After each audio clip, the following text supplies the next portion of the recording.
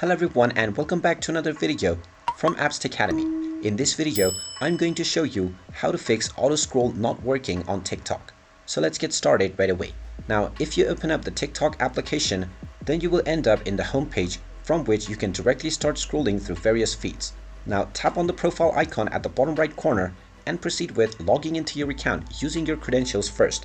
And after you are logged in, you will once again end up in the home page. Now, if you tap on the share button at the bottom right corner of each video, you must be able to find an auto scroll feature at the bottom section.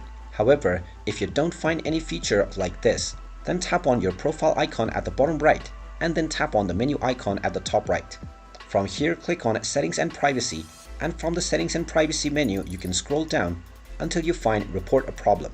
Go ahead and tap on this, and this will open the Help and Support menu. Now, from the support page, scroll all the way down and you will find Submit a Report button. Go ahead and tap on this and you will be allowed to send your private message to the TikTok app support team. Simply type in that you cannot find auto scroll on your application.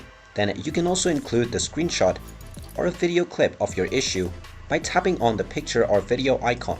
Then tap on the Submit button and this will send your report to the TikTok app support team. Once they receive your report, you will gain a response from the support team and you can follow the instructions within their response in order to activate the auto scroll feature.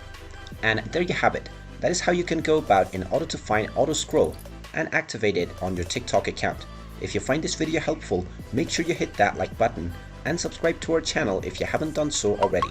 Also ring that notification bell to never miss another update from us. Thank you for watching and I will see you again in the next video.